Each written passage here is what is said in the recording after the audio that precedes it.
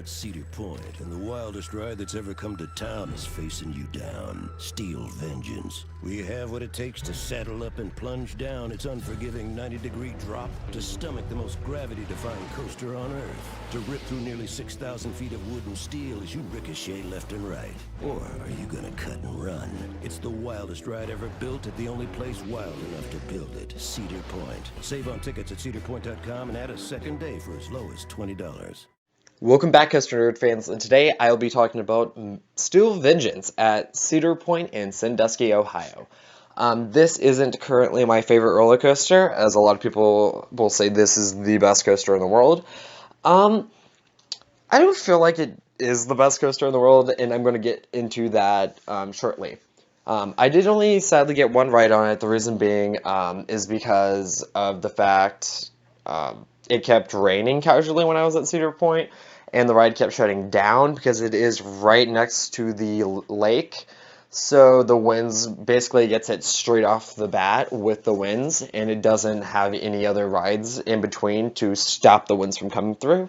So that's the reason being, one reason why they couldn't really run it with extreme winds and wind, plus majority of the rides shut down at Cedar Point when it comes down to wind and rain. And I was in line for my second ride ever on Steel Vengeance, and I was the next train up, and they released the train, and they shut the ride down.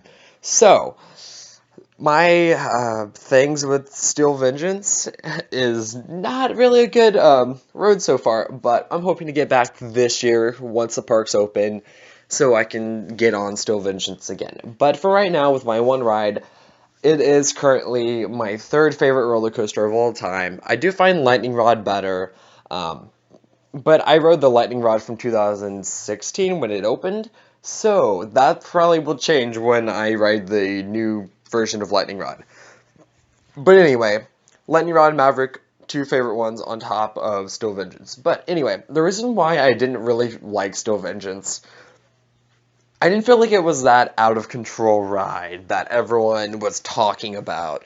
Maverick, I felt like, was that out-of-control ride that deserves the hype. It was out of control. The steep drop was amazing. Everything. But just Steel Vengeance didn't have that extreme notion to it, in my opinion. So, anyway, when you leave the station, you actually go through some really surprising moments of airtime, these bunny hills, before you go into the very loud, obnoxious lift hill that RMC is known for, but this lift hill is a lot louder than the ones on Storm Chaser and Twisted Cyclone, the ones I've ridden. And I was so confused on why it literally sounds like a train wreck. And even the sounds from Iron Gwazi, it doesn't even sound like Iron Gwazi's lift hill is that loud. So, if they're going to fix anything for Steel Vengeance, fix the lift hill, guys. Super loud. I mean, it's a cool sound, but it's kind of hard to talk when you're talking to your friends and such. But anyway, it's not really a complaint. It's more like a personal preference.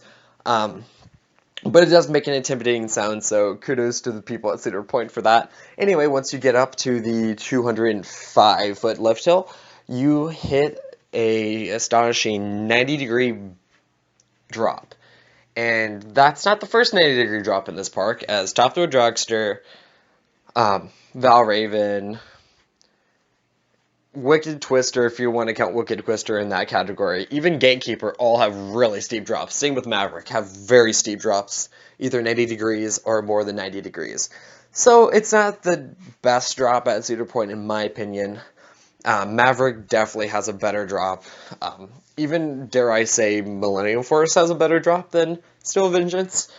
I do like the drop on Millennium Force and Maverick a bit better. Anyway, so after that, you go into this super fast airtime hill. Small little airtime hill. It's only about maybe, I want to say, 20 feet off the ground.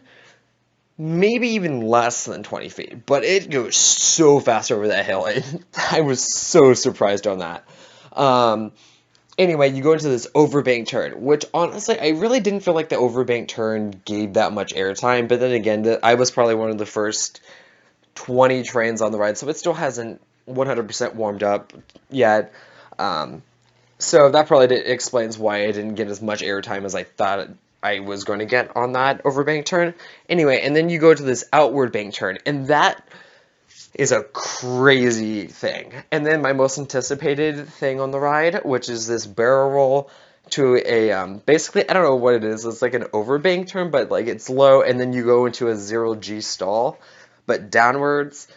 And then you go into this, and that inversion is amazing. You have no idea where left, right, anything is, and that's the only part of the ride I really felt like, hey, this ride is crazy. And then after that, you hit the mid-course. I did get trimmed on the mid-course, I feel like, because the second half wasn't as fast as I thought it was going to be, and how people raved about the second half in Still Vengeance.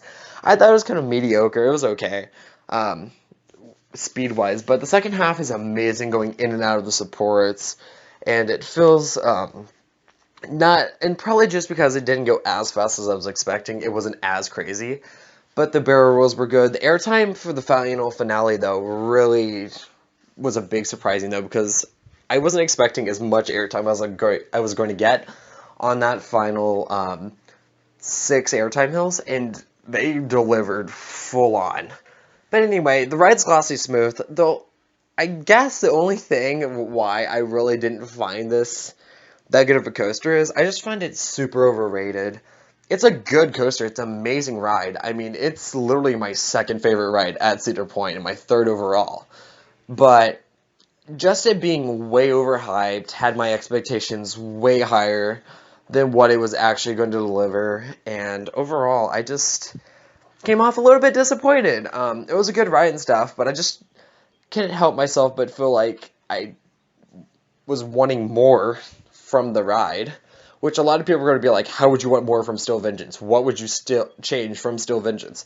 Honestly, I think it's probably just because I got an early ride, was running kind of sluggish. I should have, after lapping everything, I should have just tried to dedicate myself to riding Still Vengeance, which I didn't do. So that was probably my fault on that. I should have gotten, like, as soon as I got in line, I should have had my, the people I was with hold my bags, so I could have gotten the first train on Still Vengeance the following day, but then again, it still probably would have ran slow.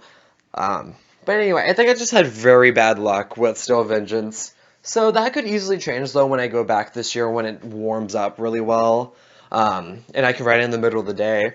But overall, I'm not saying Still Vengeance is a bad ride, but I do feel like it's a very overrated ride compared to most things at Cedar Point, like Millennium Force. Millennium Force is pretty overrated as well, but then again, it's died down quite a bit with being overrated. But it did deliver somewhat. It wasn't full expectations, but anyway, Still Vengeance was amazing. Love the ride, by far one of the best coasters in the world, hands down.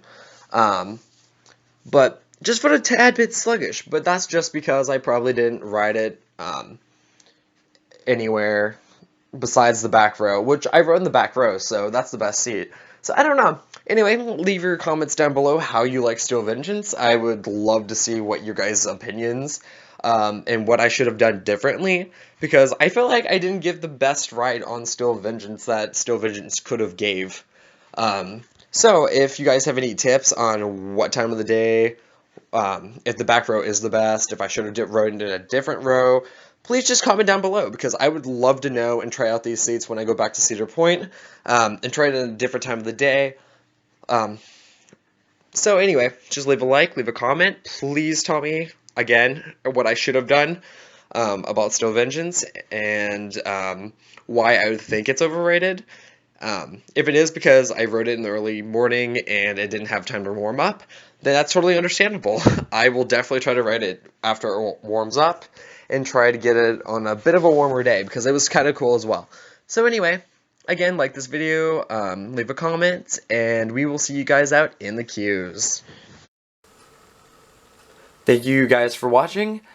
Please like, comment, and subscribe, and share this video, and we will see you out in the queues.